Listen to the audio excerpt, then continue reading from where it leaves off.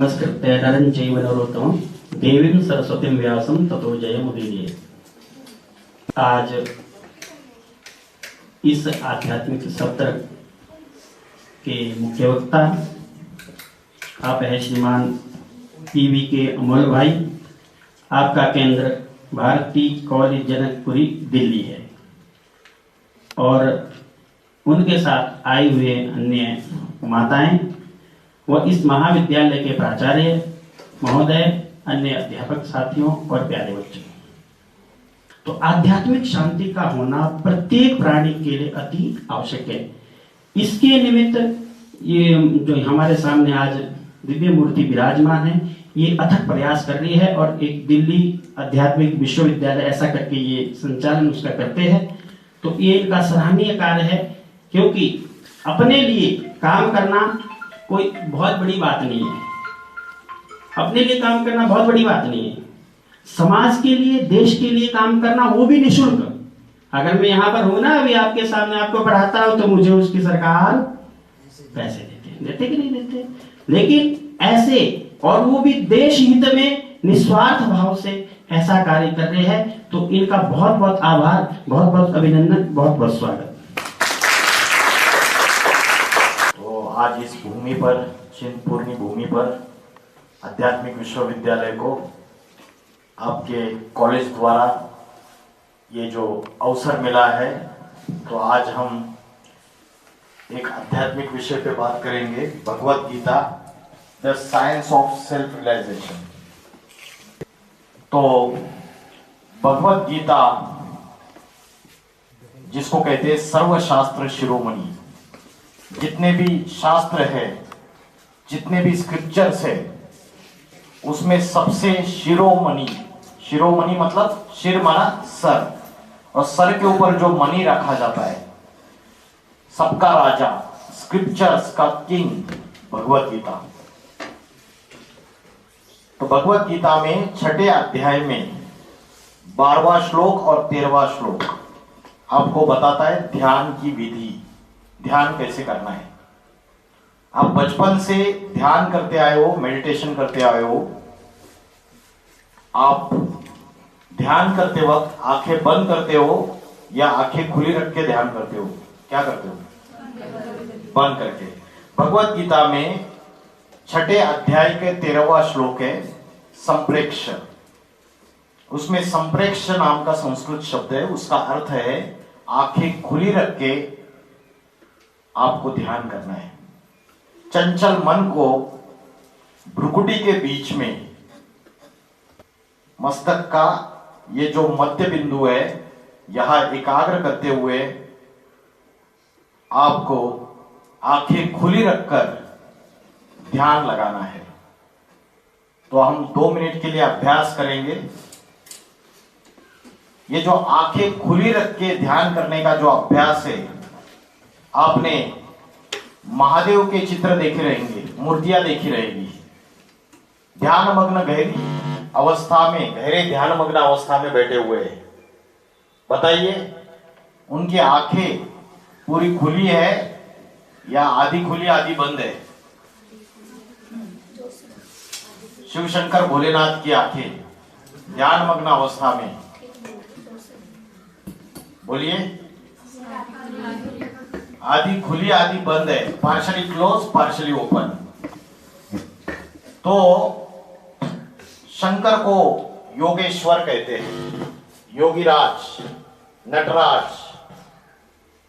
33 कोटि देवी देवताओं में एक ही देव महादेव है, जिनको हमेशा योगी अवस्था में दिखाया, चित्रों में, मूर्तियों में। तो वो मैसेज दे रहे सारी दुनिया को। क्या मैसेज दे रहे? योग का मैसेज दे रहे। तो हम 2 मिनट के लिए ध्यान करेंगे। सभी सीधे बैठेंगे, गर्दन सीधी, पीठ सीधी, कमर सीधी, सिर सीधा। आप सभी को भ्रुकुटी के बीच में, centre point of the forehead, यहां पे ध्यान लगाना है। जैसे आकाश में छोटा सा सितारा चमक रहा है, पॉइंट ऑफ लाइट, वैसे स्मॉल पॉइंट ऑफ लाइट यहां centre point of the forehead में ब्लिंक कर रहा है। चमक रहा है, आपको विजुलाइज करना है। 2 मिनट के लिए पूरे वर्ल्ड से अपने आप को डिस्कनेक्ट करना है। कोई भी प्रिय मित्र, प्रिय व्यक्ति, प्रिय पदार्थ, प्रिय वस्तु, कुछ भी याद नहीं आना चाहिए। 2 मिनट के लिए जिसकी याद सताती है सबको भूल जाओ, कंप्लीटली डिस्कनेक्ट। मन में अनेक विचार आएंगे, उन विचारों के पीछे भागना नहीं है। एक ही थॉट करना है, मल्टीपल थॉट्स को भगा देना है। एक ही विचार, I am a point of light blinking in the centre point of the forehead. भ्रुकुटी के मध्य में मैं चमकता हुआ सितारा हूं। पॉइंट ऑफ लाइट को विजुलाइज करना है, सीधे भ्रुकुटी के बीच में देखना है, नीचे नहीं देखना है।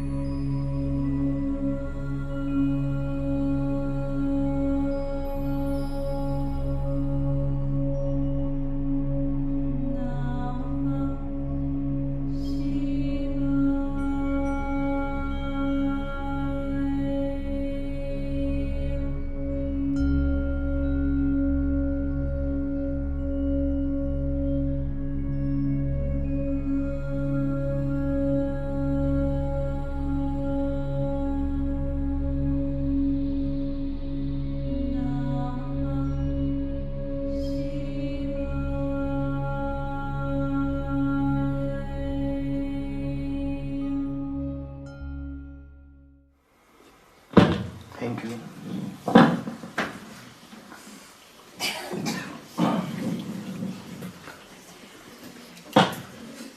तो रोज हम फिजिकल एक्सरसाइज करते हैं और आज हमारा सबसे ज्यादा फोकस फिजिकल ग्रोथ की तरफ है, लेकिन जो स्पिरिचुअल ग्रोथ है, मेंटल ग्रोथ है, उसके तरफ हम कोई भी प्रकार का ध्यान नहीं देते हैं।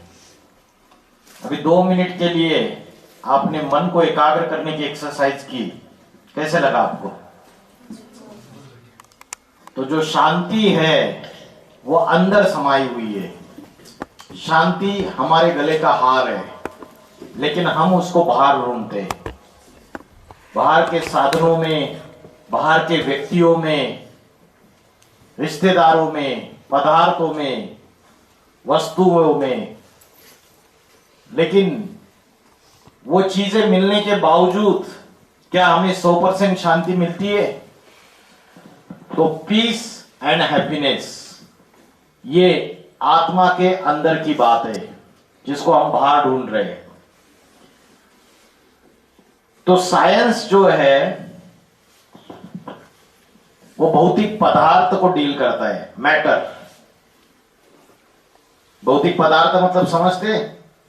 ये लकड़ी, ये लैपटॉप, ये स्लाइड चेंजर, ये सारे क्या है? भौतिक पदार्थ है। ये जड़ है या चेतन है? क्या है?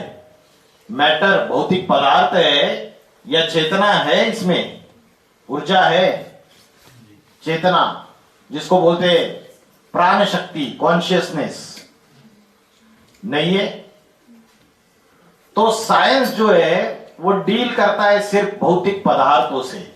साइंस को कॉन्शियसनेस का नॉलेज नहीं है, चेतना का नॉलेज नहीं है, आत्मा की नॉलेज नहीं है। साइंस सिर्फ फिजिकल चीजों को, जो फिजिकल रियलिटी है उसको देखता है, लेकिन जो बियॉन्ड फिजिकल है उसको साइंस नहीं समझता है। यस और नो? ये शरीर जो है, ये शरीर जड़ है, भौतिक है या चैतन्य है? शरीर क्या है? शरीर जड़ है, 5 तत्वों से बना हुआ है। कौन से 5 तत्व है?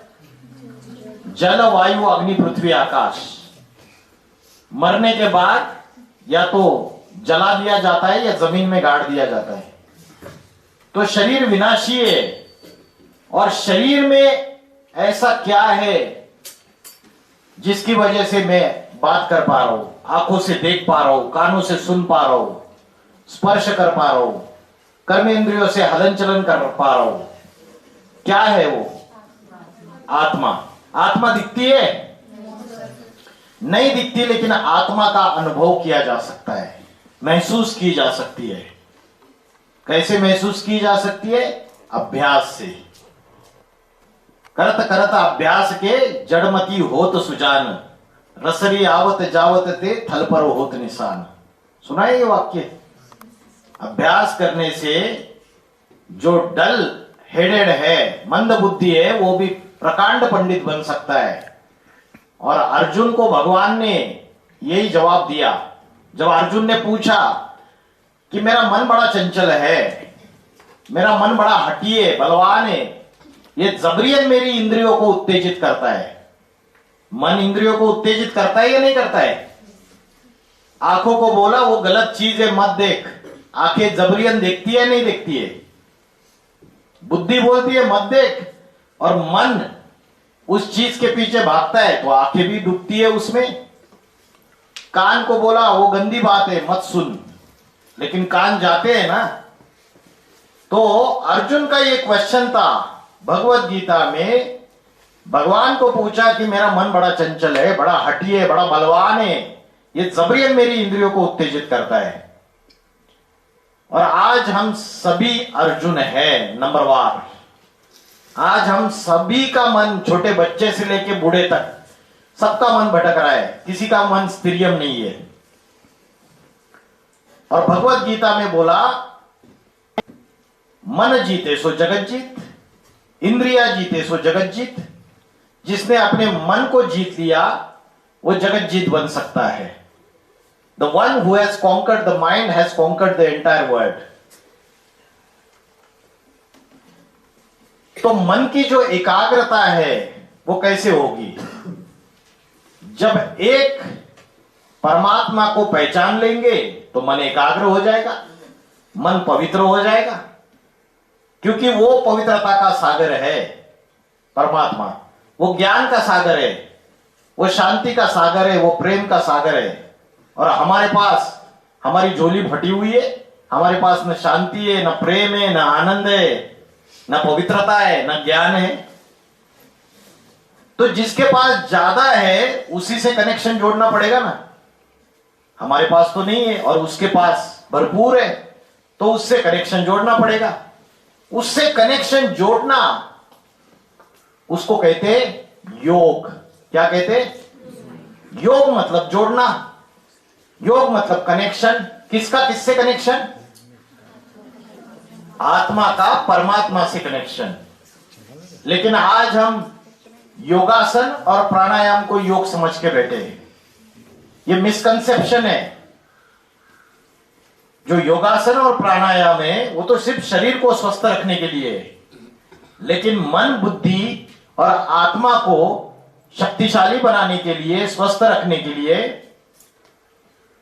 भगवान ने अर्जुन को जो राजयोग सिखाया, वो राजयोग, भारत का प्राचीन राजयोग, आज भारतवासी पूरी तरीके से भूल चुके हैं। भगवत गीता में राजनैतिक, सामाजिक और व्यक्तिगत सभी समस्याओं का हल है। आज भगवत गीता का ज्ञान पूरी तरीके से भूलते जा रहे हैं और भगवत गीता में आज की सारी समस्याओं के सॉल्यूशंस है।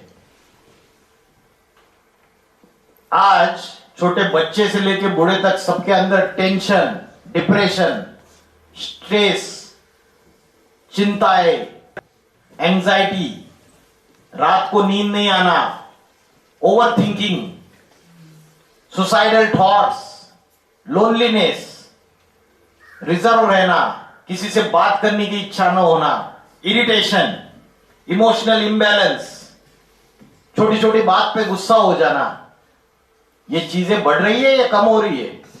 बढ़ रही है। बड़े बड़े इंटेलेक्चुअल्स जो है, इंजीनियर, डॉक्टर्स, वकील, आईएएस ऑफिसर्स सुसाइड कर रहे।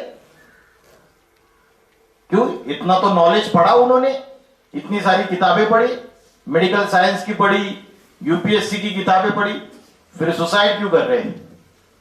क्योंकि क्वालिफिकेशन तो मिल गई, लेकिन जो कैरेक्टर फॉर्मेशन की जो शिक्षा थी, जिससे मन की शक्ति बढ़ती है, आत्मा की शक्ति बढ़ती है, विल पावर बढ़ती है, वो शिक्षा आज किसी भी स्कूल, कॉलेज, यूनिवर्सिटीज में पढ़ाई नहीं जाती। मैं पूना में Sinhagad institute of college of engineering and technology, उस कॉलेज में गया था सेमिनार करने के लिए। बाहर एक बोर्ड लिखा हुआ था, we are committed not only to provide good engineers but also committed to provide good human beings। English भी कंफर्टेबल है ना, बीच बीच में समझ में आती है ना सबको। तो बोला कि हम सिर्फ इंजीनियर्स नहीं प्रोवाइड करने के लिए बैठे, हम तो अच्छे ह्यूमन बीइंग तैयार करने के लिए बैठे। तो आज इंजीनियर्स तैयार हो रहे, डॉक्टर्स तैयार हो रहे, वकील तैयार हो रहे, शिक्षक तैयार हो रहे, लेकिन क्या चरित्रवान ह्यूमन बीइंग तैयार हो रहा है? मनुष्य तैयार हो रहा है? एथिकल वैल्यूज, मोरल वैल्यूज सारी नीचे, नैतिकता नीचे जा रही है, अधपतन में जा रहा है समाज। युवा आज नशे में धुत है। हिमाचल में तो हालत बहुत खराब है, उत्तराखंड में, हरियाणा में जाओ, पंजाब में जाओ तो, और ये मोबाइल जिसने बची हुई कसर वो भी निकाल दी। 10-15 सालों में आज जो आप बच्चे हो, कौन सी जनरेशन हो, क्या नाम है? जेन जी। ये इसका डेफिनेशन है, these are the internet born child, digital born. तो ये मोबाइल, ये internet technology, artificial intelligence, social media, TikTok, WhatsApp, Instagram, Snapchat, Facebook, YouTube, ये सभी चीजों के हम ऐसे एडिक्टेड होते जा रहे, इतना हैबिचुएटेड होते जा रहे, वीडियो गेम्स, ऑनलाइन गेम्स, हमारी बुद्धि जो है वो इन सभी से श्रेष्ठ बन रही है या भ्रष्ट बन रही है? भ्रष्ट बन रही है। हमें समझ में आ रहा है, इसका मतलब कभी श्रेष्ठ थी, हमारी बुद्धि कभी श्रेष्ठ थी, तब हमें समझ में आ रहा है ये भ्रष्ट बन रही है। तो श्रेष्ठ कब थी? हमने अनेक जन्म लिए, ये एक जन्म नहीं है हमारा। भगवत गीता में अर्जुन को भगवान बोलते, बहुनी में व्यथितानि जन्मानि तव चार्जुन, तान्य अहम वेद सर्वानी न तुम वेद परंतप। तेरे और मेरे बहुत जन्म हो गए, मैं तेरे उन सब जन्मों को जानता हूं, लेकिन तू नहीं जानता है। तो हम सभी अर्जुन हैं, सभी का मन चंचल है और सभी लो कॉन्फिडेंस लेवल में है। जैसे अर्जुन बैटलफील्ड से भाग रहा था, वैसे इस दुनिया की जो माया की युद्ध है, विषय विकारों की युद्ध है, उसमें हम भी भाग रहे। तो बुद्धि श्रेष्ठ कभी पूर्व जन्मों में थी, इसलिए अंदर ही हमारे आत्मा के अंदर रिकॉर्ड भरी हुई है। जैसे कैसेट में आप पहले, अभी तो नहीं है, पहले कैसेट्स आती थी, ऑडियो कैसेट्स आती थी, टेप रिकॉर्डर में लगाई जाती थी, उसकी ए साइड और बी साइड होती थी। तो कैसेट लगाओगे, खत्म हो गई, फिर से वही साइड लगाओगे, सेम रिपीट होगी, सेम गाने चलेंगे। वैसे आत्मा एक रिकॉर्ड है, और आत्मा के अंदर आपके अनेक जन्मों के अच्छे बुरे कर्मों का रिकॉर्ड नोंद है। इसलिए 5 साल का छोटा सा बच्चा स्कूल में आता है और बाजू के दोस्त के कंपास की पेंसिल चुराने चालू कर देता है, इरेजर चुराना चालू कर देता है। माता पिता ने नहीं सिखाया, दोस्त ने भी नहीं सिखाया, उसके अंदर ये संस्कार कहां से आया? आत्मा कभी मरती नहीं है, अजर अमर अविनाशी है। शरीर मरता है, इसलिए जमीन में गाड़ दिया जाता है या जलाया जाता है, और आत्मा कभी मरती नहीं है। आत्मा अपने साथ साथ क्या कैरी करके लेके जाती है? अगले शरीर में क्या कैरी करके लेके जाती है? कर्म। कर्म कैसे कैरी करके लेके जाती है? मन, बुद्धि और संस्कार, ये आत्मा के साथ साथ ट्रैवल करते हैं। और मन और बुद्धि स्टोरेज स्पेस है, जैसे हैंडसेट में मेमोरी कार्ड होता है, वैसे स्टोरेज स्पेस है। उसमें अनेक जन्मों के कर्मों का, अच्छे बुरे कर्मों का डेटा स्टोर है, संस्कार भी है। जब आत्मा एक शरीर छोड़ के दूसरा शरीर लेती है तो वो सारा अगले शरीर में कैरी फॉरवर्ड होता है। अकाउंट्स सिखाए किसी ने? सारे आर्ट्स के स्टूडेंट हो आप, कॉमर्स भी है, तो अकाउंट्स में क्या होता है? बैलेंस शीट बनाते हो तो पिछला साल का, जब प्रीवियस ईयर का फाइनेंशियल ईयर क्लोज हो जाता है तो अगले साल जो बैलेंस है वो कैरी फॉरवर्ड करते हो ना, वैसे ये आत्मा का है। कल एक बच्चा, कल कॉलेज में एक लेक्चर हुआ था, वो उसने पूछा, सर क्या जो भी पाप कर्म है वो भस्म खत्म हो सकते हैं? हमने बोला हाँ हो सकते। भगवत गीता हमने बोला है, ज्ञानाग्नि दग्ध कर्माणि, ये आध्यात्मिक ज्ञान है, स्पिरिचुअल नॉलेज है, जिससे अनेक खोटे कर्मों का, पाप कर्मों का विनाश हो जाता है। कौन सा ज्ञान? आध्यात्मिक ज्ञान। अभी जो आप पढ़ाई पढ़ रहे हो इसको बोलते हैं फॉर्मल एजुकेशन, सेकुलर एजुकेशन।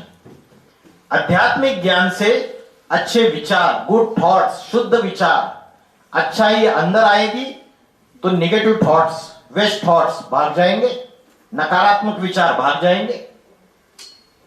तो पॉसिबल है। लेकिन उसने मेरे को पूछा, स्टूडेंट ने, तो सर ये जो मेरे को जो ये डिप्रेशन जैसा लगता है और भारी भारी सा लगता है, मन कहीं लगता नहीं है, ओवर थिंकिंग करता रहता हूं, तो ये सिर्फ इस जन्म में मैंने तो इतना कुछ गलतियां की नहीं है? तो मैंने बोला अनेक जन्मों का संचित है, अनेक जन्मों के जो अच्छे बुरे कर्म हमने किए, पाप कर्म किए, तो वो रिकॉर्ड में है सारा। जैसे गधा है, गधे को 2 बोरियां लाद दो, लेके चला जाएगा, पहुंचा देगा, मालिक ने जहां बोला। अभी 10-15 बोरियां लादोगे तो रुक रुक के चलेगा। वैसे अनेक जन्मों का पाप कर्मों का बोझा आत्मा के ऊपर है। आप बोलेंगे हमने क्या पाप कर्म किया? हम तो छोटे से, हमने तो इतने किए ही नहीं कोई पाप, हमारे साथ ऐसा क्यों हुआ? हम अहमदाबाद में प्लेन क्रैश हो गया, छोटे छोटे बच्चे क्रैश में क्यों मर गए? अकाले मौत क्यों हो गई? उन्होंने क्या किया था?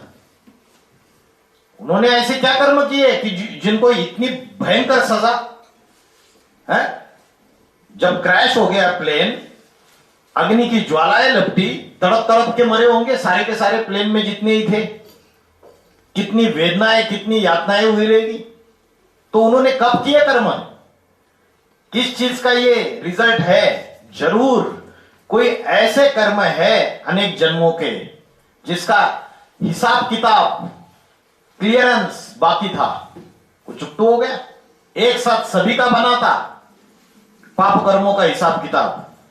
एक इंटरव्यू किसी ज्योतिषी या कोई नॉलेजेबल इंटेलेक्चुअल पर्सन था, उसका इंटरव्यू आया। उसने बोला कि ये जो प्लेन में जितने लोग थे, उसने एक अपनी जो भी बात बताई, ये पिछले जन्मों में इन्होंने कलेक्टिवली एक जंगल को आग लगाई थी, और इसका जो लीडर था ये जो विमान का पायलट है और जो गुजरात का एक्स चीफ मिनिस्टर जो विमान में बैठा हुआ था, ये दोनों लीडर्स थे ये कर्म करने के। और उस समय जंगल के कई प्राणी वो मर गए जलकर। तो जो कर्मों का हिसाब किताब बना उसका रिटर्न, ऐसा उन्होंने बताया। मतलब मैं इसमें, वो बात सच्ची है झूठ है वो अलग बात है, मैं इसमें आपको एक ही थ्योरी समझाना चाहता हूं। आज जो भी हमारी स्थिति है वर्तमान में, उसका कनेक्शन हमारे आत्मा के अनेक जन्मों से है। तो ये जो साइकिल है बर्थ एंड डेथ का साइकिल, और इसमें जो गलत संस्कार आत्मा के ऊपर हुए, पूर्व जन्मों में हुए, इस जन्म में भी हो रहे, इसको खत्म किया जा सकता है या नहीं किया जा सकता? जैसे 2024 में कलकत्ता में डॉक्टर महिला के साथ रेप और मर्डर हुआ और सारे भारत भर सबने आवाज उठाई कि इनको फांसी की सजा दे दो। तो उसको फांसी की सजा समझो दे दी, तो क्या उसकी मानसिकता बदल जाएगी? क्या उसके अंदर की निगेटिविटी सारी खत्म हो जाएगी? वो व्यक्ति शरीर मर जाएगा, आत्मा फिर से दूसरा शरीर ले लेगी, उसके अंदर की राक्षसी प्रवृत्तियां खत्म नहीं होगी। तो राक्षसी प्रवृत्तियां खत्म होने के लिए आध्यात्मिक ज्ञान है, स्पिरिचुअल नॉलेज। संस्कार, बुरे संस्कार परिवर्तन किए जा सकते हैं, निगेटिविटी को पॉजिटिविटी में बदला जा सकता है। उसके लिए आध्यात्मिक ज्ञान। अध्यात्म का अर्थ क्या है, किसी को पता है? अध्यात्म मतलब दो शब्दों से बना है, अधि प्लस आत्मा। आत्मा के अंदर का ज्ञान, आत्मा के अंदर की नॉलेज। मेडिकल साइंस को शरीर की नॉलेज है, शरीर के जो भी पार्ट से, ऑर्गन से, सेंसेस से, उन सब की नॉलेज मेडिकल साइंस को है। लेकिन अध्यात्म की नॉलेज नहीं है, आत्मा की नॉलेज नहीं है। डॉक्टर को पूछो तो डॉक्टर बोलेगा अरे आत्मा वगैरह कुछ होती नहीं है। एमबीबीएस की पढ़ाई पढ़ी है, बहुत बढ़िया मेडिसिन लिख के देता है, बड़ा इंटेलेक्चुअल है, समाज में उसको विद्वान माना जाता है, लेकिन आत्मा की नॉलेज नहीं है। तो आत्मा की नॉलेज सिवाय परमात्मा के कोई दे नहीं सकता। पहले गुरुकुल होते थे, आज से 300 साल पहले गुरुकुल में जो शिक्षा सिखाई जाती थी वो सिर्फ पेट भरने तक की सीमित विद्या नहीं थी। क्या आपको आज जैसे एक डिग्री का सर्टिफिकेट मिलता है, ये सर्टिफिकेट मिल गया उससे आपको नौकरी मिलेगी, मिलेगी भी या नहीं मिलेगी पता नहीं है, कलयुग में ऐसी हालत है अभी समाज की। लेकिन पहले जो शिक्षा थी वो पेट भरने तक की सीमित विद्या नहीं थी, वो चरित्र निर्माण की शिक्षा थी। चरित्र निर्माण की शिक्षा थी, कैरेक्टर फॉर्मेशन। तो भगवत गीता अर्जुन को सेल्फ रियलाइजेशन के टेक्निक्स बताती है, सेल्फ अवेयरनेस के टेक्निक्स बताती है कि मेरी असली पहचान क्या है, जो आज मैं भूल चुका हूं, अर्जुन भी भूल चुका था। स्वयं की पहचान आज गूगल पे ब्राउज करते हैं हम, सारी दुनिया ढूंढ सकते हैं, कनाडा में क्या चल रहा है, अमेरिका में क्या चल रहा है, रशिया में क्या चल रहा है, सब कुछ ढूंढ सकते हैं, लेकिन गूगल में अपनी पहचान नहीं ढूंढ सकते। What is my real identity, who am I, मैं कौन हूं, जो मैं भूल गया हूं। रास्ते से जाते हो, पुलिस वाला पूछता है कौन है आप, हम तुरंत आधार कार्ड निकाल के दिखाते हैं, ये मैं हूं, ये अपना नाम दिखाया, एड्रेस दिखाया, ये मेरी रियल आइडेंटिटी है। रियल आइडेंटिटी और परमानेंट आइडेंटिटी वो है जो जन्म लेने से पहले भी थी, मां के गर्भ में भी थी और मृत्यु होने के बाद भी रहेगी, वो मेरी परमानेंट आइडेंटिटी है। आज मैं मेरी परमानेंट आइडेंटिटी जो बता रहा हूं वो धर्म, रिलीजन, कि मैं हिंदू हूं, मैं मुस्लिम हूं, मैं सिख हूं, मैं क्रिश्चियन हूं, मेरे जाति के आधार से मैं पटेल हूं, मैं गुजर हूं, मैं यादव हूं, मैं जाट हूं, या मेरे क्वालिफिकेशन के आधार से मैं इंजीनियर हूं, डॉक्टर हूं, वकील हूं, ये आइडेंटिटी हम बताते हैं, लेकिन ये आइडेंटिटी मेरी असली आइडेंटिटी नहीं है। मेरी असली आइडेंटिटी मैं भूल चुका हूं, अर्जुन भी भूल चुका था, इसलिए अर्जुन कंफ्यूज था, डिप्रेशन में था, डिसाइड नहीं कर पा रहा था कि उसे क्या करना है, और बैटलफील्ड से भाग रहा था। युद्ध भूमि से भाग रहा था, मैं युद्ध नहीं करूंगा, गांडीव धनुष से नीचे गिर रहा था, थर थर कांप रहा था। तो परमात्मा ने उस समय अध्याय 2 से लेकर अध्याय 18 तक उसको कोई हिंसा करने का नॉलेज नहीं दिया कि कैसे गांडीव धनुष से चलाना है। उसको नॉलेज दिया आत्मा की शक्ति कैसे बढ़ानी है, मन को कैसे कंट्रोल करना है, इंद्रियों को कैसे संयमित करना है, सात्विक भोजन क्या है, राजसी भोजन क्या है, तामसी भोजन क्या है, सात्विक कर्म कौन से है, राजसी कर्म कौन से है और तामसी कर्म कौन से है, और सात्विक प्रकार का ज्ञान कौन सा है, राजसी ज्ञान कौन सा है, तामसी ज्ञान कौन सा है। तो भगवत गीता में अर्जुन के तीसरे नेत्र को खोला भगवान ने, और ये तीसरा नेत्र जो है ये ज्ञान का तीसरा नेत्र है, ये बुद्धि का तीसरा नेत्र है। और बोलते आपका अगर थर्ड आई एक्टिवेट हो गया तो आपको स्पिरिचुअल एनलाइटमेंट हो जाएगी, मतलब आपको आध्यात्मिक शक्ति आपकी जागृत हो जाएगी, परम आनंद, परम सत्य की खोज में जो आप निकले हो आपको प्राप्त हो जाएगा। अभी जो हम सुख भोग रहे हैं दैट इज मोमेंटरी हैप्पीनेस। जो आज लवर्स होते हैं ना, वो एक दूसरे के शरीर से प्यार करते हैं या आत्मिक प्रेम होता है? वो कौन सा प्रेम होता है? देह से प्यार करते हैं या आत्मिक प्रेम होता है? वो निस्वार्थ प्रेम होता है या स्वार्थयुक्त प्रेम होता है? क्या होता है? स्वार्थयुक्त प्रेम होता है। अगर निस्वार्थ प्रेम होगा तो वो लॉन्ग टर्म होगा, अगर स्वार्थयुक्त प्रेम होगा तो शॉर्ट टर्म होगा। तो आज हम उसमें सदाकाल का सुख अनुभव क्यों नहीं करते? क्योंकि वो क्षणिक सुख है। क्षणिक सुख इसलिए है क्योंकि वो देह का सुख है। देह माना शरीर, और शरीर की इंद्रियों से जो सुख मिलता है वो टेम्पररी हैप्पीनेस है, क्षण भंगुर सुख है। और आत्मा का सुख है वो अतीन्द्रिय सुख है, बियॉन्ड द सेंसेस। तो आज दुनिया में टेंशन, डिप्रेशन, स्ट्रेस, एंजाइटी बढ़ती चली जा रही है। राजस्थान में कोटा का नाम सुना है? एज पर न्यूज रिपोर्ट, बच्चे पढ़ने जाते हैं उधर, कोचिंग इंस्टीट्यूट का हब है। एज पर न्यूज रिपोर्ट पिछले 4 साल में 54 स्टूडेंट्स ने सुसाइड किया, आत्महत्या। इतनी नॉलेज है, साइंस की किताबें पढ़ रहे हो आप, इतनी पढ़ाई कर रहे हो, लेकिन घर वालों ने भी कभी नहीं सिखाया कि ध्यान कैसे करना है, आत्मा का भोजन क्या है, मन की शक्ति कैसे बढ़ानी है। सिर्फ ये जो कॉम्पिटिटिव एनवायरमेंट है, कंपटीशन करो, किसी भी हालत में तुझे इतने मार्क्स मिलने चाहिए, तो सुसाइड कर ली। तो ये जो समस्या है दुनिया में आज बढ़ती चली जा रही है। और China is the first country who declared addiction of the internet as a disease. एक रोग है। इनको जानते हो आप? सुधीर चौधरी, पॉपुलर जर्नलिस्ट, आज तक न्यूज में आवाज है क्या? तो इन्होंने 10 अगस्त से लेकर 20 अगस्त 2024 में एक सर्वे किया था, और उस सर्वे में उनको क्या मिला आप सुनिए।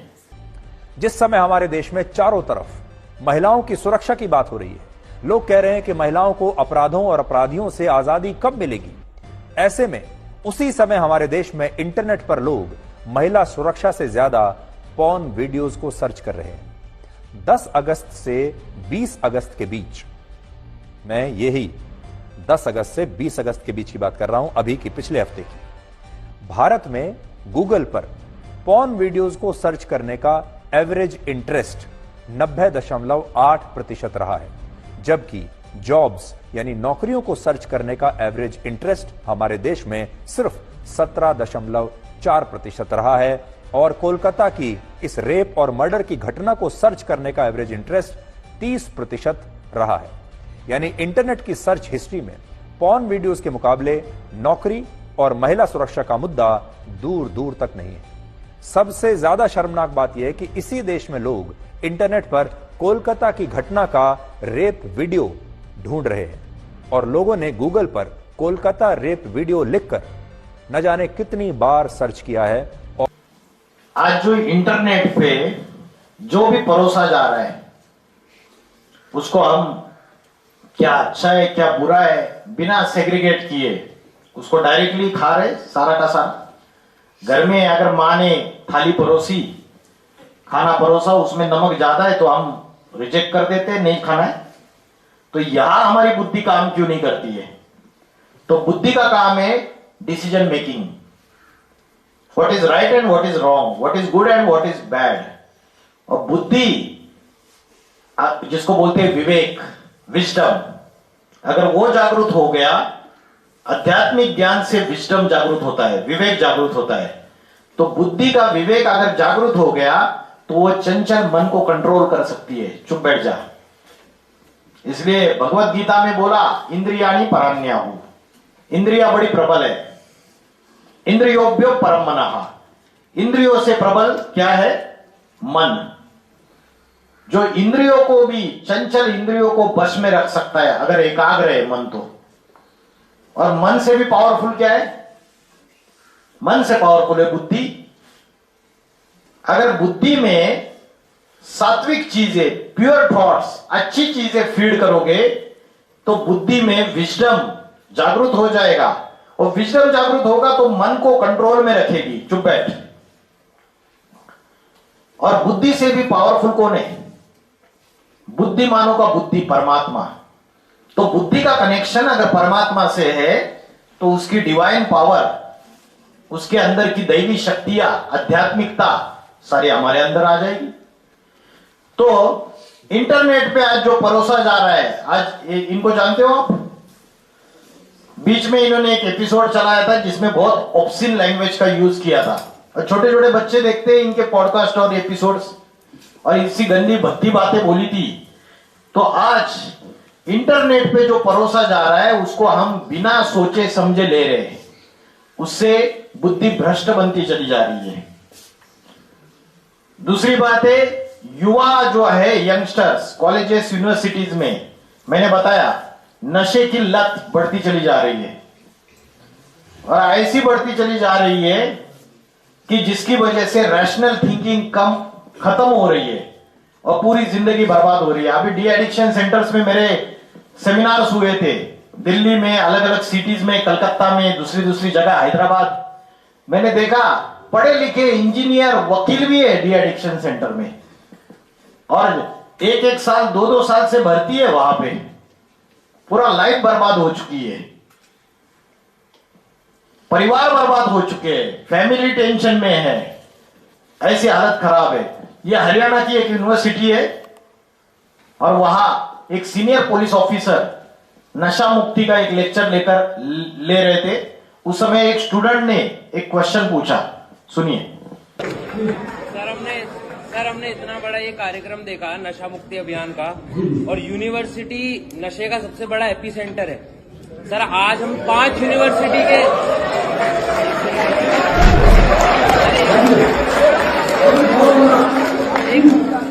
सर हम 5 यूनिवर्सिटी के बच्चे यहाँ पर, 4 यूनिवर्सिटी के बच्चे यहाँ पर बैठे हैं।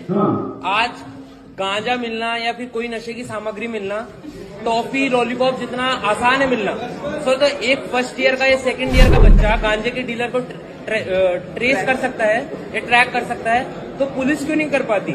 क्या पुलिस ही पीछे छूट रही है?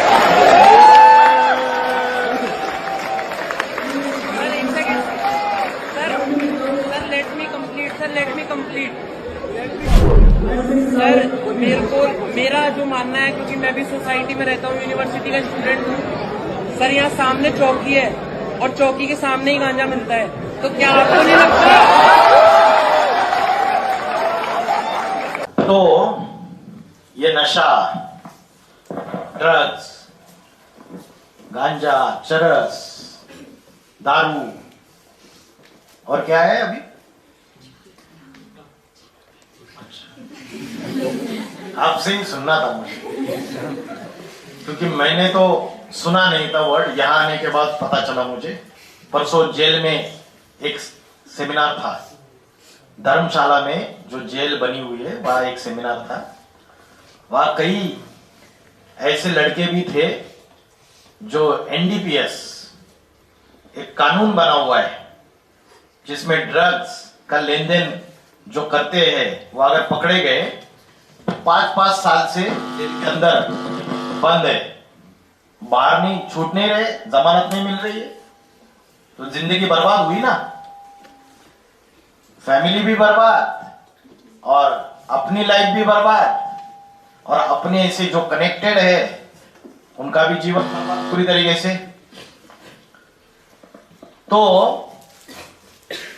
ये जो चीजें बढ़ती चली जा रही है उससे मानसिकता राक्षसी प्रवृत्तियों वाली बन रही है।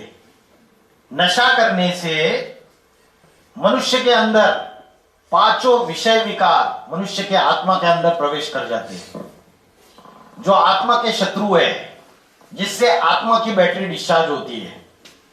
आत्मा के शत्रु कौन है? 5 विषय विकार कौन है पता है आपको? काम, क्रोध, अहंकार, लोभ, मोह। काम, क्रोध, लोभ, मोह, अहंकार। Perfect answer. काम का अर्थ क्या है, कौन बताएगा? What is the meaning of word काम? काम मतलब क्या?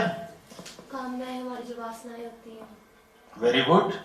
काम मतलब कामना, कामना माना इच्छा, डिजायर। अलग अलग डिजायर्स रहती है ना। And which is the strongest desire that cannot be easily controlled, जिसको इजीली कंट्रोल नहीं किया जा सकता। अनेक इच्छाओं में ऐसी कौन सी इच्छा है जिसके वश करना डिफिकल्ट है? कौन सी है? क्या बताया आपने?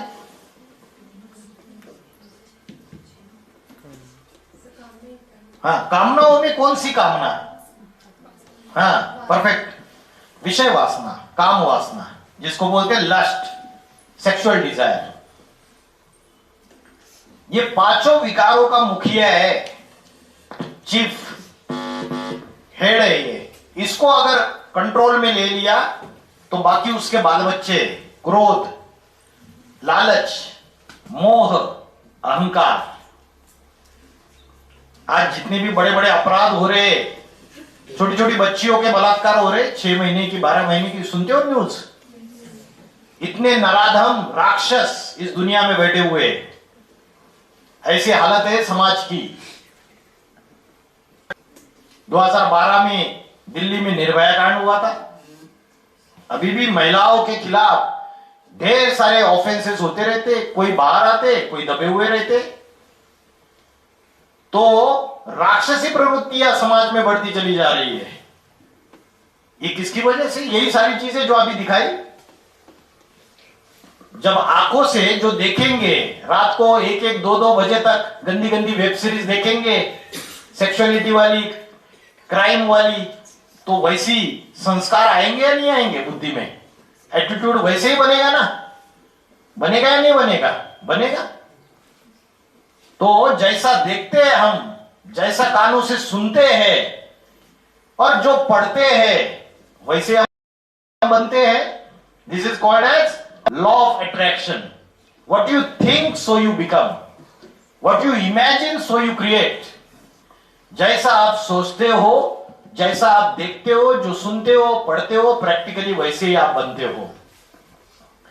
तो मन में जैसा बीज बोओगे वैसा ही फिर झाड़ बनेगा और उसको वैसा ही फल आएगा।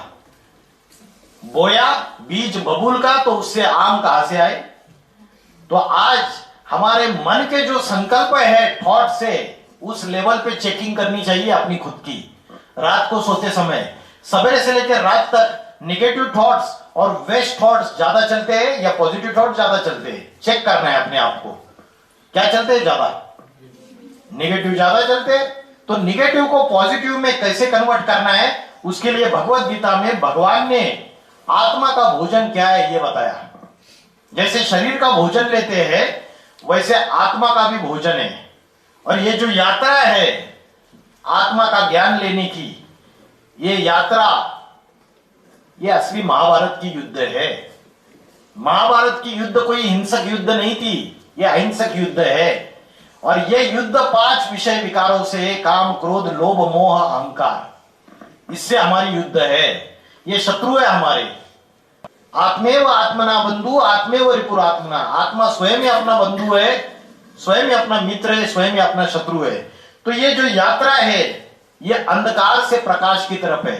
अंधकार माना अज्ञान अंधकार, जहां आत्मा का ज्ञान नहीं है, परमात्मा का ज्ञान नहीं है, जहां योग क्या है ये पता नहीं है।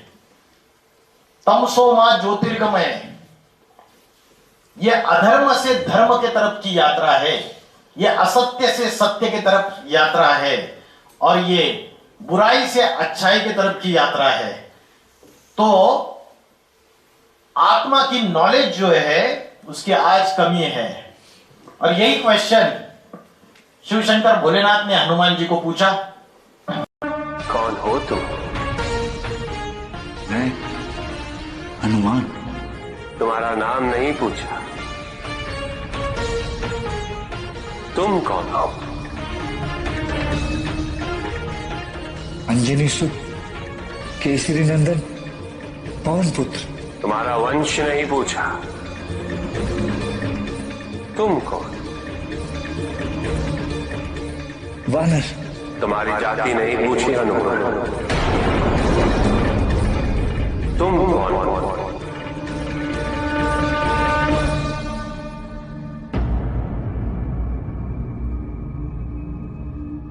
मुझे ज्ञात नहीं, मुझे केवल ये ज्ञात है कि मुझे कुछ ज्ञात नहीं।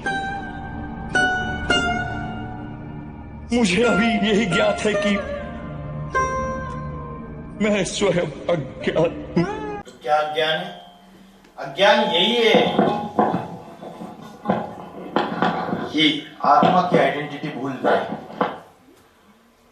बॉडी समझ बैठे अपने आप को, अपनी नेशनलिटी, क्वालिफिकेशन, नेम, रिलीजन, धर्म, इसके आधार पे हमने अपनी आइडेंटिटी, मैं हड्डी मांस का पुतला नहीं हूं, इसको हम सब कुछ समझ बैठे। The physical body made up of bones and flash, हड्डी मांस के पुतले को सब कुछ समझ बैठे। और शरीर की जो इंद्रियां है इसमें फंस गए पूरी तरीके से। शरीर को चलाने वाली जो शक्ति है, चेतना है, प्राण शक्ति है, कॉन्शियसनेस जिसको कहते हैं आत्मा, उसको भूल गए। ये आत्मा जो है इसका ध्यान कैसे करना है वो भी भूल गए, क्योंकि बॉडी कॉन्शियस बन गए। सोल कॉन्शियस बनना था, बॉडी कॉन्शियस बन गए। आत्मा कहां रहती है शरीर में, तभी तो उसका ध्यान करेंगे। कहां रहती है पता है? 1 2 3 4 5 6 लोगों को पता होना चाहिए। आपने यहां बिंदी लगाई है सबने, है ना? टीका लगाया छोटा, और पुरुष लोग भी टीका लगाते, तिलक लगाते। यही क्यों लगाते? क्योंकि यहां आत्मा टिकी हुई है। यह आत्मा का घर है, निवास स्थान है। द्वापर युग में ऋषि मुनियों को जब यह पता चला कि मनुष्य बॉडी कॉन्शियसनेस में आ रहा है, फिजिकल बॉडी को ही सब कुछ समझ बैठा है, तब उसको यह ध्यान रहे कि आत्मा भ्रुकुटी के मध्य में स्थित है। इसके लिए यह बिंदी लगाने की और टीका लगाने की परंपरा शुरुआत हो गई।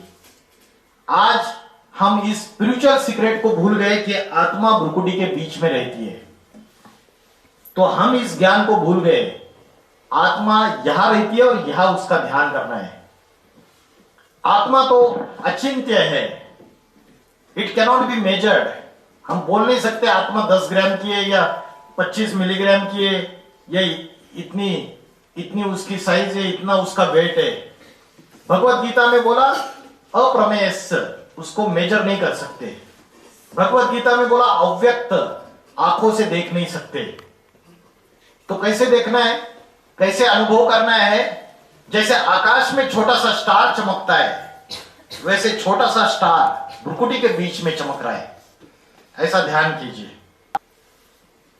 मैंने स्थान बता दिया, कहां मेडिटेशन करना है और क्या मेडिटेशन करना है यह भी बता दिया आपको शुरुआत करने के लिए। और कौन सा समय अच्छा है ध्यान करने का? उसको क्या कहते? ब्रह्म मुहूर्त। सवेरे 2 बजे से लेके प्रातः समय 4:45 बजे तक का समय ब्रह्म मुहूर्त का समय है। कितने बजे सोते हैं आप लोग रात को? हैं? 10 बजे जो सोते हैं वो हाथ ऊपर करो। ये अच्छे बच्चे। और 12 बजे तक सो जाते हैं वो कितने? अरे सच्चा सच्चा बोलो, मैं नहीं बताऊंगा किसी को। 2 है 12 बजे तक। 12 से क्रॉस करने वाले महारथी है कोई? फिर भी अच्छा है यहाँ पे। जो मेट्रोपॉलिटन सिटीज है, जयपुर, दिल्ली, कलकत्ता, बॉम्बे, पूना, ये जो मेट्रोपॉलिटन सिटीज है वहां तो हालत पूरी खराब है। रात के 3-3, 4-4 बजे सोते, उल्टी गंगा बह रही है। तो जल्दी सोना चाहिए, जल्दी उठना चाहिए। ब्रह्म मुहूर्त का समय ऐसा समय है, साइंस भी इस बात को मानती है कि उस समय कॉस्मिक एनर्जी सबसे ज्यादा होती है। उस समय अगर आप आत्मा का ध्यान करने का अभ्यास करें, आपका मन कितना भी डिस्टर्ब रहे, मल्टीपल थॉट्स आ रहे हैं, ओवर थिंकिंग हो रही है, इमोशनली इम्बैलेंस है, डिप्रेशन है, कोई प्रॉब्लम है, स्ट्रेस है, तो जल्दी उठ जाइए और आधा घंटा 4 बजे उठकर आत्मा का ध्यान कीजिए। यहां पॉइंट ऑफ लाइट चमक रहा है, आधा घंटा अभ्यास कीजिए। रात को सोते समय 15 मिनट कीजिए। दिन में हर एक घंटे में 5 मिनट मोबाइल में अलार्म क्लॉक सेट कीजिए। आप 6 महीने अभ्यास कीजिए, आपको महसूस होगा यहां कोई ट्रिमेंडस पावर है, सोर्स ऑफ पावर। हल्कापन महसूस होगा, शांति महसूस होगी, आनंद महसूस होगा। That happiness is beyond the senses. ये परमानंद, ये आत्मिक अनुभूति जब आएगी तब पता चलेगा जो चीज दिखती नहीं है लेकिन है मेरे अंदर। तो आत्मा का ध्यान कैसे करना मैंने बताया, आत्मा कहां रहती है ये बताया। आत्मा का भोजन क्या है, जैसे गाड़ी का भोजन अलग है और ड्राइवर का भोजन अलग है, वैसे आत्मा का भोजन अलग है और शरीर का भोजन अलग है। क्या है आत्मा का भोजन, बताइए, बताया ना थोड़े समय पहले। क्या भोजन है? स्पिरिचुअल नॉलेज, आध्यात्मिक ज्ञान और योग, ज्ञान और ध्यान। योग का अर्थ बताया, क्या बताया, भूल गए क्या? क्या बताया योग का अर्थ? जोड़ना। किसको किससे जोड़ना? तो ये देखो, ये थाली में क्या क्या रखा है और इधर ये भोजन कोई लेता है क्या? हाँ? ये थाली सामने आई तो इसको रिजेक्ट कर देंगे, ये क्या है? तो कौन है यहाँ पे ये भोजन लेने वाला? कोई है रेगुलर लाइफस्टाइल में डेली आध्यात्मिक ज्ञान और योग, मेडिटेशन और स्पिरिचुअल नॉलेज, रोज 1 घंटा आध्यात्मिक ज्ञान सुनना चाहिए। अच्छी अच्छी बातें हैं, यूट्यूब में भी अवेलेबल है, इंस्टाग्राम में भी अवेलेबल है। तो अच्छी बातें यहां भी आप अगर यूट्यूब चैनल में जाएंगे, स्पिरिचुअल रिवॉल्यूशन नाम का यूट्यूब चैनल है, आप वहां अच्छे अच्छे ज्ञान के लेक्चर सुन सकते हो। वेबसाइट है हमारा, उस पर भी सुन सकते हो। तो रोज पॉजिटिव थॉट्स लोगे तो निगेटिव थॉट्स भाग जाएंगे, उनको जगह नहीं मिलेगी कि ये अच्छा ही अच्छा सुनता रहता है, अच्छा ही सोचता रहता है, तो निगेटिव चीजें भाग जाएगी। तो आत्मा का भोजन बताया और आत्मा के शत्रु भी बताए मैंने आपको, काम, क्रोध, लोभ, मोह, अहंकार। भगवत गीता कहती है काम, क्रोध और लोभ ये तीनों नरक के द्वार खोलने वाले हैं। क्राइम पेट्रोल सीरियल देखा है ना, पुलिस वाला देखा है ना, बहुत देखते हो ना। उसमें कोई भी एपिसोड निकाल के देखो, उसमें जो क्राइम किया उसका कारण क्या है? या तो काम, लस्ट, या तो क्रोध, या तो लालच, या तो मोह, या तो अहंकार। इन 5 में से एक रीजन जरूर होगा जिसकी वजह से वो क्राइम किया। तो आज समाज में जितना भी पापाचार है, दुराचार है, उसका कारण है मनुष्य की आत्मा इन 5 विकारों से ग्रसित है, पीड़ित है, मन और बुद्धि। आत्मा की जो ओरिजिनल क्वालिटीज है, शांति, सुख, आनंद, जब आत्मा पहली बार आई, कहां से आई? अपने घर से आई। घर कहां है? ब्रह्मलोक, परम धाम। वहां से जब पहली बार आई, शरीर धारण किया और जन्म मरण के चक्र में अटक गई। जब शरीर धारण किया तो फर्स्ट टाइम 100% प्योर, शांति, सुख, आनंद, ज्ञान सब कुछ था। जैसे मोबाइल की बैटरी सवेरे 100% चार्ज रहती है, बाद में धीरे धीरे वीडियोस देखते देखते कंज्यूम हो जाती है, कभी 1% और 0 पे आ जाती है, फिर से चार्जिंग करनी पड़ती है। वैसे हमारे आत्मा की बैटरी अभी हालत ये हो चुकी है। अभी कौन सा युग चल रहा है? रॉन्ग। अभी घोर पापी कलयुग चल रहा है। दुनिया में पाप, भ्रष्टाचार, अत्याचार, दुख, अशांति, हिंसा, आतंकवाद, पापाचार, दुराचार, व्यभिचार अति में बढ़ता चला जा रहा है। अति हो रही है, नहीं हो रही है? और जब अति होती है तो बोलते हैं अंत होता है, अंत नजदीक आता है। तो ये मैं नहीं बोल रहा हूं, साइंटिफिक एविडेंस है। आज के साइंटिस्ट, बड़े बड़े साइंटिस्ट बोल रहे कि सृष्टि का अंतिम समय नजदीक है। और अध्यात्म कहता है ये जो समय चल रहा है ये युग परिवर्तन का समय चल रहा है। अभी 2025 में आप खड़े हो, 2025, और अभी जो ये सिचुएशन चल रही है समाज में, देश में, वो बड़ी भयानक सिचुएशन से समाज गुजर रहा है। देश आपस में लड़ रहे हैं, अंतरराष्ट्रीय युद्ध, राज्य आपस में लड़ रहे हैं, जाति आपस में लड़ झगड़ रही है, धर्म आपस में लड़ रहे हैं, हिंदू, मुस्लिम, क्रिश्चियन। और जो बचे कुचे लोग हैं उनको ये नशा, गलत चीजें, इससे उनके मन और बुद्धि का विनाश हो रहा है। तो सभी जगह दुख और अशांति अति में बढ़ती चली जा रही है। ये जो समय है, ऐसे समय परमात्मा इस सृष्टि पर अवतार लेते हैं, क्योंकि परमात्मा को बोलते ऊपर वाला है, निराकार है, निर्गुण निराकार। वो निर्गुण निराकार है तो हम उसके बच्चे हैं सारे, और हम दुखी है, अशांत है। तो उनको सुधारने के लिए उसको आना पड़ेगा या नहीं आना पड़ेगा? आना पड़ेगा। और उसकी जरूरत है या नहीं है? एक गाना सुना था मैंने आज से 20 साल पहले, एक रैप सॉन्ग था, come back is Allah, come back and save the world, we need the teacher and you are the only one. Allah कहो, गॉड कहो, ईश्वर कहो, शिव कहो, उसको आना पड़े, स्वयं आना पड़े। और जब तक वो स्वयं नहीं आएगा तब तक पापी कलयुग पावन सतयुग में परिवर्तित नहीं होगा, राम राज्य नहीं आएगा। राम मंदिर बनाने से राम राज्य नहीं आएगा।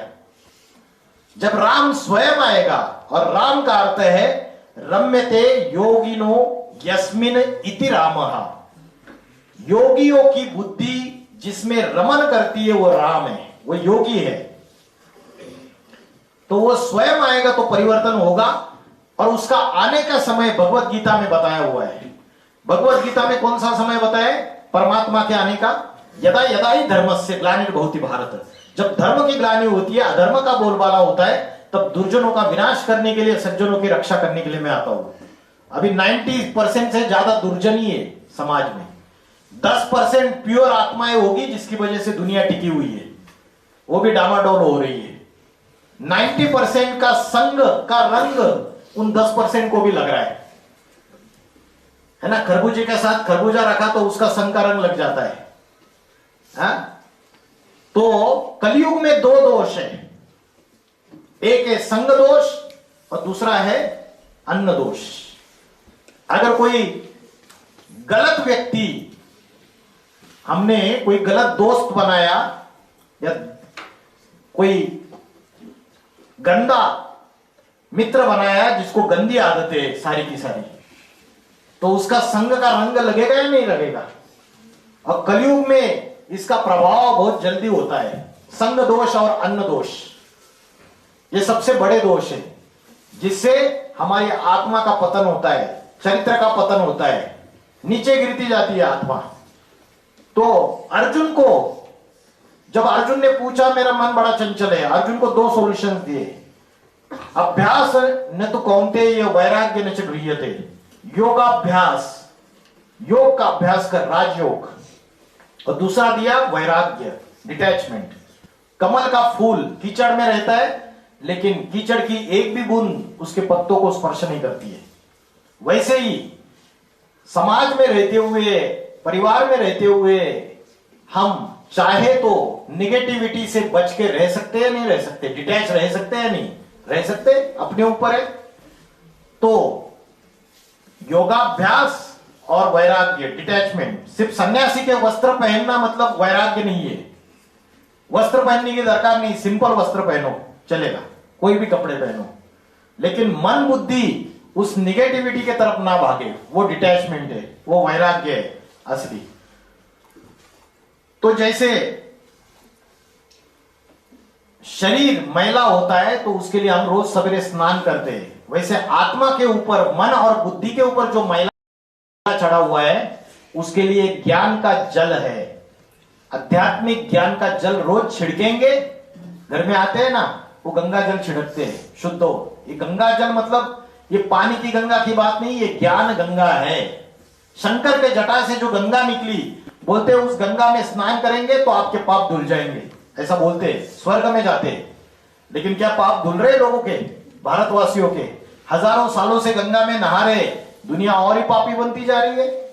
प्रयागराज में अभी इतने लोग कितने आए थे, 40 करोड़ लोगों ने स्नान किया गंगा में। क्या पाप धुल गए सबके? तो शंकर के जटा से जो गंगा निकली वो ज्ञान गंगा है। ये चित्रकार की चित्रकारिता है। चित्रकार चित्र में अपनी भाव भंगिमा व्यक्त करता है तो प्रतीकात्मक है। चित्रकार कैसे दिखाएगा?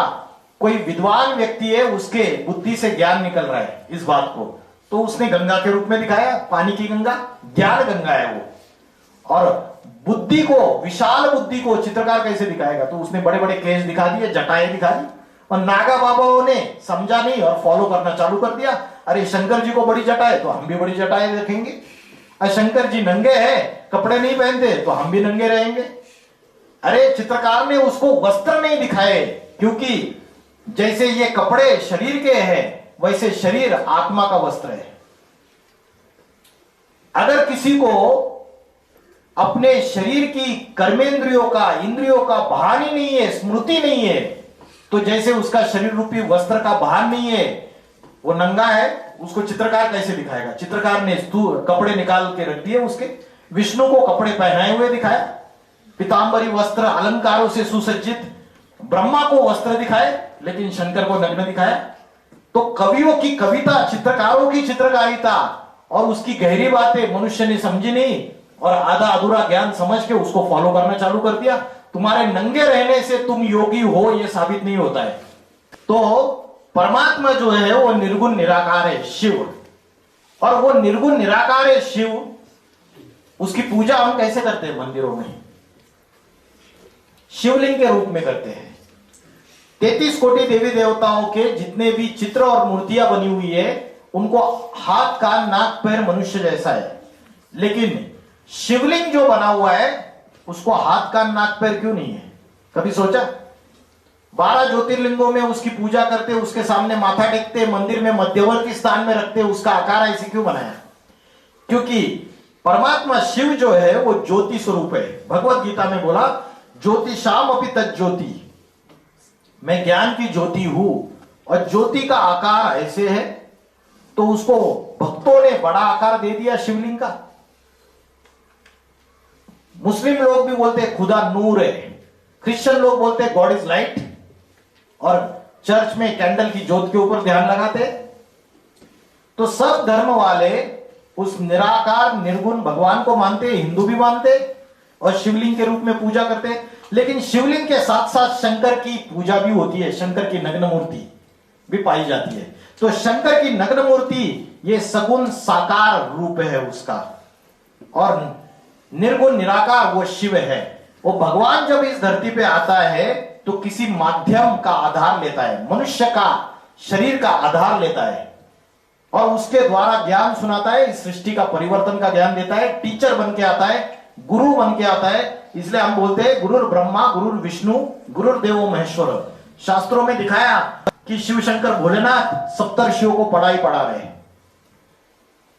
ये कौन से समय की बात है? सतयुग की बात है, त्रेता की बात है, द्वापर की बात है, कलयुग की बात है। इस 4 युगों के चक्र में जो साइक्लिक इन नेचर है, जो रिपीट होता रहता है, जैसे रात्रि के बाद दिन, दिन के बाद रात्रि, वैसे सतयुग, त्रेतायुग, द्वापर युग, कलयुग, पापी कलयुग, पापी कलयुग का अंत और फिर से पावन सतयुग। वो पावन सतयुग को हम कहते हैं राम राज्य या वैकुंठ या स्वर्ग। स्वर्ग इसी धरती की बात है, देवी देवता इसी धरती पर है। मनुष्य अपनी राक्षसी प्रवृत्तियों को भस्म करता है, वो देवता कहलाता है, और मनुष्य के अंदर काम क्रोध लोभ मोह अहंकार आता है, वो राक्षस कहलाता है। आज हम सारे ही राक्षस है, सारे इंक्लूडिंग मी। रावण, रावण का अर्थ है रावयते इति लोकाहा, जो लोगों को रुलाता है वो रावण। मन से, वाणी से या कर्म ऐसे करेंगे जो दूसरों को दुख देने वाले हैं, वो रावण है। तो हमारे अंदर रावण है या नहीं है? हम दूसरों को दुख देते हैं या नहीं देते? है या ना? आप नहीं देते हो? देते हो ना? हाँ बोलो ना फिर। तो कंक्लूड कर रहा हूं सेशन, लास्ट 5 मिनट्स दीजिए। तो परमात्मा जब आता है, मैंने बताया this is the time he has come on the earth in an ordinary human being. जब कलयुग में अति हो जाती है तब वो साधारण मनुष्य शरीर में आता है, आ चुका है। ओनली 10 to 11 years लेफ्ट युग परिवर्तन के लिए, पापी कलयुग बदलकर पावन सतयुग। तो वो आता है तो राजयोग की शिक्षा पढ़ाता है। और राजयोग की शिक्षा क्या है? ये व्यक्ति जिस आसन पे बैठा हुआ है वो आसन 4 पिलर्स के ऊपर बेस्ड है। वो आत्मा का ध्यान कर रहा है, ब्रह्म मुहूर्त के समय उठकर परमात्मा को याद कर रहा है। और जिस आसन पे बैठा है उसके 4 पिलर से पहला है ब्रह्मचर्य, self control, purity of body, mind and intellect, और वाचा। जैसे हमने शुरू में सॉन्ग सुना मेडिटेशन का, क्या सॉन्ग सुना? पवित्र मन रखो, पवित्र तन रखो, पवित्रता मनुष्यता की शान है, जो मन वचन कर्म से पवित्र है वो चरित्रवान ही यह महान है। सुना था? तो ब्रह्मचर्य, ब्रह्मचर्य माना ब्रह्मा का आचरण। आज जो ब्राह्मण है, मैं किसी की जाति के बारे में नहीं बोल रहा हूं, लेकिन क्या वो असली ब्राह्मण है आचार और विचार से और व्यवहार से? नहीं है। तो असली ब्राह्मणत्व आज समाज से गायब होता जा रहा है। जिसका मन भी पवित्र है, वाचा पवित्र है, जिसका आचरण पवित्र है, कंडक्ट पवित्र है, सदाचारी है, वो ब्रह्मचर्य धारण करना। दूसरा है शुद्ध अन्न। अगर हमको स्पिरिचुअल एजुकेशन लेना है, स्पिरिचुअल पावर बढ़ानी है, तो शुद्ध अन्न, प्योर फूड। जैसे खाओगे अन्न वैसे बनेगा मन, जैसे पियोगे पानी वैसे होगी वाणी। अन्न का मन से कनेक्शन है। गांव के लोग आज भी दूसरे के घर में गए, वो बोले नाश्ता लेंगे, पानी लेंगे, मन खा के आए, रोटी खा के आए घर से। क्यों? क्योंकि जहां हम खाएंगे, अगर उनके घर में कोई स्ट्रेस है, प्रॉब्लम से, बड़े झगड़े, तो उसका अन्न के ऊपर असर होता है। और अन्न ग्रहण करने आप जाओगे तो उनकी एनर्जीज, उनके दुख लेके आओगे अन्न के थ्रू। पॉसिबल है ये। इसलिए 5 स्टार होटल में, रेस्टोरेंट में जाके खाना खाते हैं, खाना बनाने वाला शेफ बढ़िया कपड़े पहने हुए, टिप टॉप, और खाना बनाते वक्त उसको गंदे विचार आ रहे, वेश्यागमन के, उसके अंदर गंदे विचार चल रहे, किसी का मर्डर करने के, कोई दुश्मनी है किसी के साथ। तो वो खाना तो बनाया उसने, डिलीशियस डिश प्रिपेयर करके आपको सर्व की, लेकिन खाना बनाते वक्त उसके आंखों से, हाथों से वाइब्रेशन निकल रहे हैं, नहीं निकल रहे? निकल रहे हैं। और वाइब्रेशन का असर उस अन्न के ऊपर होता है, अन्न ग्रहण करने वाले के ऊपर भी होता है, और उसके मूड चेंज हो जाते हैं खाना खाने के बाद। डिश तो बढ़िया बनी थी, डिलीशियस, अच्छे मसाले डाले, बढ़िया बनाया। तो मन और बुद्धि के ऊपर हम जो भोजन करते हैं उसका भी असर होता है। और तीसरा है दैवी गुण, डिवाइन क्वालिटीज। दैवी गुण क्या है और राक्षसी प्रवृत्तियां कौन सी है, उसके लिए भगवत गीता का 16वां अध्याय पढ़ो। गूगल में भगवत गीता 16वां अध्याय डाला, सब कुछ आ जाएगा, यूट्यूब में भी आ जाएगा। मेरा सेपरेट लेक्चर होता है उसके ऊपर। चौथा है सत्संग, स्पिरिचुअल एजुकेशन, सत्य का संग। सत्यम शिवम सुंदरम, एक शिव ही सत्य है, वो सुंदर है। तो परमात्मा, God is truth, God is one, truth is God. सत्य एक शिव है, भगवान सत्य है 100%। बाकी सारी दुनिया झूठी है आज की डेट में। दुनिया में भ्रष्टाचार, पापाचार, बड़े से बड़ा पॉलिटिकल लीडर भी भ्रष्टाचारी है आज की डेट में, उसको 100% सत्य नहीं कहेंगे। तो एक परमात्मा ही है जो इस साइकिल को, जिस पापी कलयुग को परिवर्तित कर सकता है। आज का पॉलिटिकल लीडर, आज के प्राइम मिनिस्टर, राष्ट्रपति, प्रेसिडेंट इस दुनिया को परिवर्तित नहीं कर सकते। आज का सेलिब्रिटी शाहरुख खान, आमिर खान, सलमान खान इस दुनिया को चेंज नहीं कर सकता। सलमान खान खुद ही केसेस में फंसा हुआ है, शाहरुख खान का बेटा खुद ही नशे के केस में फंसा हुआ है। अपने घर वालों को नहीं संभाल सकते, हम उनको हीरो बना के बैठे हुए हैं। वो दुनिया को परिवर्तित क्या करेंगे?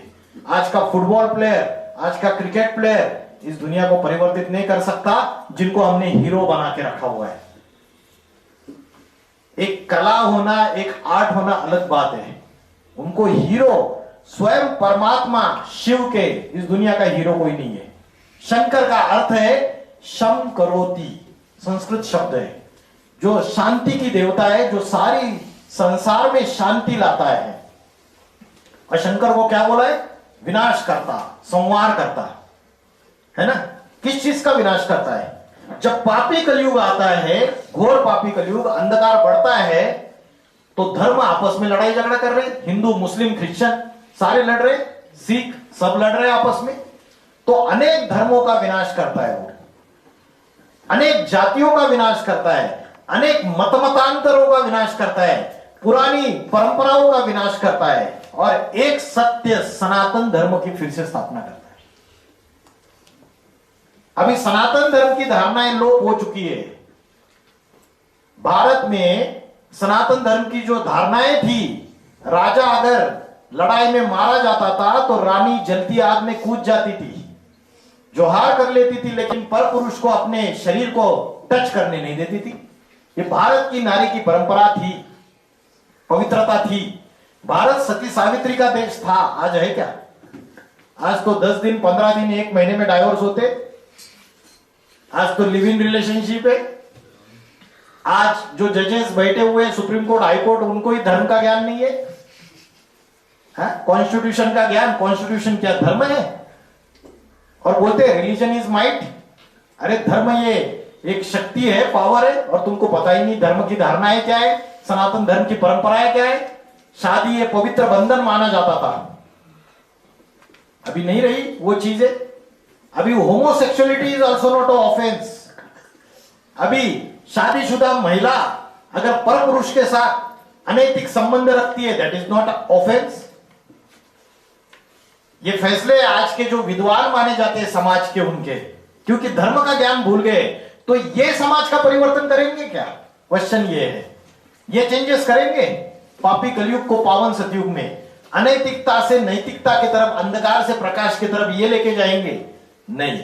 उसके लिए स्वयं परमात्मा की जरूरत है। वो स्वयं जब आता है तो ऐसा आध्यात्मिक ज्ञान देता है, ऐसी योग की शक्ति सबको बांटता है, जिससे हमारी आत्मा पवित्र हो जाती है, काम क्रोध लोभ मोह अहंकार इससे मुक्त हो जाती है, जिसको बोलते हैं मोक्ष, मुक्ति। मोक्ष और मुक्ति ये हमारे विषय विकारों से मुक्ति, दुख दर्दों से मुक्ति, इंप्यूरिटी से मुक्ति, इसको मोक्ष बोलते हैं। तो परमात्मा स्वयं आता है, इसलिए बोलते हैं God father is liberator and guide. और ये जो समय है कलयुग के लास्ट और सतयुग के बीच का, ये 100 इयर्स का समय है, इसको कहते हैं संगम युग। और ये संगम युग का समय 100 इयर्स का चालू हो जाता है 1936 में। 1936 से लेकर 2036 तक यह अध्यात्म कहता है। और आज के साइंटिस्ट क्या कह रहे हैं वो भी बताता हूं मैं। आज के साइंटिस्ट कहते हैं, अल्बर्ट आइंस्टाइन का नाम सुना है, फेमस साइंटिस्ट है, रॉबर्ट ओपेनहाइमर। रॉबर्ट ओपेनहाइमर वो साइंटिस्ट है जिन्होंने 1945 में फर्स्ट एटम बॉम्ब बनाया, फर्स्ट एटम बॉम्ब का इन्वेंशन किया। तो इन्होंने एक बुलेटिन ऑफ एटॉमिक साइंटिस्ट नाम का संगठन स्थापन किया है। उन्होंने एक घड़ी बनाई है, प्रलय की घड़ी, विनाश की घड़ी। और उन्होंने कहा जब ये दोनों कांटे जब 12 बजे के ऊपर आ जाएंगे तो धरती का विनाश हो जाएगा। और 2025 में हर साल वो घड़ी को सेट करते, उन दोनों कांटों को एडजस्ट करते हैं। अभी इन्होंने इस साल जो उसके 2 हैंड्स जो एडजस्ट किए, उन्होंने दिखाया सिर्फ 89 सेकंड्स बाकी है धरती के विनाश के लिए, सिर्फ 89 सेकंड्स। और आज दुनिया सारी की सारी तीसरे विश्व युद्ध के कगार पे खड़ी है। यस और नो? अगर न्यूज सुनते होंगे, रशिया और यूक्रेन की वॉर 3 साल से चल रही है। Israel, Palestine, Lebanon, Iran, Syria, उनके बीच में वॉर चल रही थी। पाकिस्तान, भारत की, बांग्लादेश वॉर कभी भी स्टार्ट हो सकती है आने वाले समय में। अफगानिस्तान, चारों तरफ, और आगे चल के तीसरा विश्व युद्ध होगा। लिख के रखना, भारत केंद्र बिंदु बनेगा, पाकिस्तान का कंप्लीट विनाश हो जाएगा, पाकिस्तान नष्ट हो जाएगा, अखंड भारत फिर से बनेगा। भारत आने वाले समय में विश्व गुरु बनेगा। और तीसरा विश्व युद्ध अगर हुआ तो न्यूक्लियर वॉर होगी। न्यूक्लियर वॉर अगर होगी तो उसके परिणाम इतने भयानक होंगे, ऐसा समय आएगा कि ध्रुवीय वॉर की वजह से, न्यूक्लियर एक्सप्लोजन्स की वजह से अर्थ का टेम्परेचर इंक्रीज हो जाएगा। अर्थ का टेम्परेचर इंक्रीज होने से उत्तर ध्रुव और दक्षिण ध्रुव में जो बर्फ के पहाड़ है वो पिघल जाएंगे, अभी भी पिघल रहे हैं, नासा की रिपोर्ट है। और वो पिघलने से क्या होगा, समुद्र का जो जलस्तर है वो बढ़ता चला जाएगा, और समुद्र का जलस्तर बढ़ेगा तो बड़े बड़े जो महाद्वीप है वो समुद्र के अंदर चले जाएंगे। अमेरिका महाद्वीप है, यूरोप महाद्वीप है, ऑस्ट्रेलिया, न्यूजीलैंड, ये सारे समुद्र के अंदर चले जाएंगे। बंबई, उसके बाद कलकत्ता, चेन्नई, विशाखापट्टनम, कांडला, कोचीन, ये सारे सिटीज आने वाले 5-6 साल में समुद्र के अंदर चले जाएंगे। ये नासा की रिपोर्ट है। एनवायरमेंटल डिग्रेडेशन हो रहा है, ग्लोबल वार्मिंग हो रही है, हीट वेव्स बढ़ रही है। हिमाचल में इस साल तो क्लाउड बस्टिंग, लैंडस्लाइडिंग, उत्तराखंड में जाओ वहां भी बुरा हाल है। तो ये सारी समस्याएं बढ़ती चली जाएंगी। आगे चल के भूकंप आएंगे, बड़े बड़े ज्वालामुखी फटेंगे, महासुनामी होगा। तो एनवायरमेंटल इंबैलेंस हो रहा है। प्रकृति के साथ, नेचर के साथ मनुष्य ने खिलवाड़ किया तो प्रकृति बदला जरूर लेगी। आज हिमाचल में गवर्नमेंट ने पैसा कमाने, रेवेन्यू कमाना है, उसके लिए इलीगल उनको क्या कर दी, परमिशन दे दी। क्या बनाओ, रिसोर्ट्स बनाओ, हिल्स को कटिंग करो, रिसोर्ट्स बनाओ, रेस्टोरेंट्स बनाओ, और उसकी वजह से एनवायरमेंटल इंबैलेंस हो गया सारा का सारा। आपने प्रकृति के साथ छेड़खानी की, प्रकृति बदला लेगी जरूर। तो नेचुरल कैलेमिटीज आएगी। तो ये मैंने बताया था, उन्होंने एक विनाश की घड़ी तैयार की हुई है जिसको बोलते हैं डूम्सडे क्लॉक, और उनके अनुसार ये घड़ी जब 12 बजे 2 कांटे आएंगे तो धरती का विनाश हो जाएगा। और उसके 3 कारण उन्होंने बताए। पहला कारण बताया न्यूक्लियर वॉर, साइंटिस्ट ने बताया ये। दूसरा कारण बताया उन्होंने एनवायरमेंटल इंबैलेंस, डिग्रेडेशन, जलवायु परिवर्तन, क्लाइमेटिक चेंजेस, और तीसरा कारण है हिंदू मुस्लिम सिविल वॉर। 1947 में जब भारत पाकिस्तान बंटवारा हुआ था तो ट्रेनें की ट्रेनें काट दी गई थी, खून की नदियां बही थी। अभी आने वाला समय उससे भी खतरनाक है। अभी तो ट्रेलर दिखाई दे रही है, आगे वाला समय आने वाला इतना भयानक है, क्योंकि अगर कोई न्यूज देखता रहेगा तो ट्रेलर चल रही है अभी बस भारत में सभी जगह। तो मनुष्य ने खुद अपने विनाश के सारे साधन तैयार कर लिए। शेख चिल्ली जिस पेड़ की डाली पे बैठा है उसी डाली को काट रहा है, तो खुद नीचे गिरेगा या नहीं गिरेगा? जरूर गिरेगा। मेरे घर के नीचे अगर बारूद बिछाई हुई है तो क्या मैं सुरक्षित हूं मेरे घर में? नहीं। आज ट्रेन से जाते हैं तो घर पे ठीक पहुंच गए क्या, फोन आता है 10 बार, क्योंकि कहीं एटम बॉम्ब का विस्फोट ना हुआ, कोई प्रॉब्लम ना हुई। तो सारी मनुष्य भले बोलते हैं कि हम स्वतंत्र है, इंडिपेंडेंट है, लेकिन हम स्वतंत्र नहीं है। हम अपने मन के गुलाम है, अपने इंद्रियों के गुलाम है। आज भी हम अपने देश में असुरक्षित महसूस कर रहे हैं, क्योंकि 5 विकारों की अति होती जा रही है। दुनिया में पाप, भ्रष्टाचार, अत्याचार बढ़ रहे, और अगर 3rd वर्ल्ड वॉर हुआ तो दुनिया की परिस्थिति ऐसी होगी।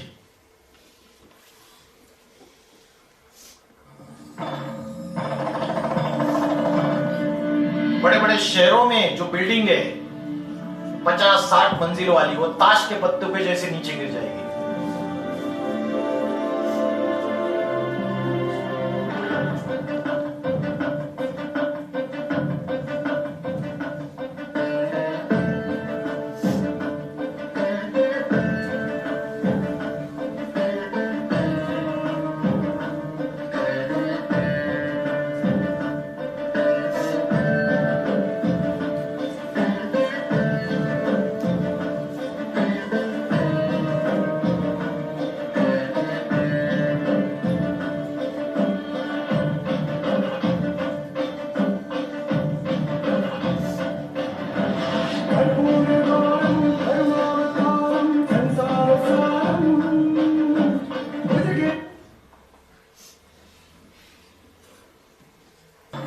समुद्र में, जमीन पे, हवा में, सब जगह न्यूक्लियर वेपन्स तैयार है। छोटे से छोटे कंट्री के पास न्यूक्लियर वेपन्स है। और कलयुग अभी थोड़ा सा बचा हुआ है।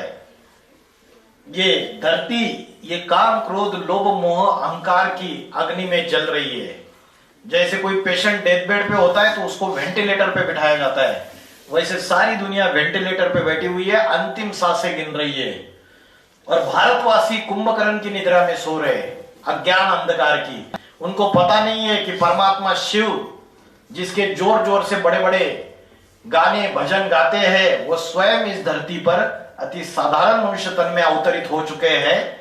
उनके बुद्धि रूपी जटा से ज्ञान की गंगा बह रही है, और जो मनुष्य सुधरना चाहते हैं वो उनकी अगर शरण ले तो उनका काल बाल भी बाका नहीं कर पाएगा। इसलिए बोलते हैं महाकाल की शरण में जो आएगा उसको काल क्या खाएगा। और भगवत गीता कहती है सर्वधर्मान परित्यज मामेकं शरणं व्रज। सब इस देह के धर्मों को छोड़ दो, ये हिंदू मुस्लिम क्रिश्चियन बौद्धी सन्यासी सिख, मुझ एक शिव शंकर भोलेनाथ को शरण आ जाओ, मैं सत्य हूं 100%। तो परमात्मा का ज्ञान अगर जीवन में धारण करेंगे तो पापी कलयुग से जो पावन सतयुग में परिवर्तित होगा, उस नई दुनिया में हम सरवाइव कर पाएंगे, उस नई दुनिया में हम जा सकेंगे। बाकी सारी मनुष्य सृष्टि का विनाश हो जाएगा।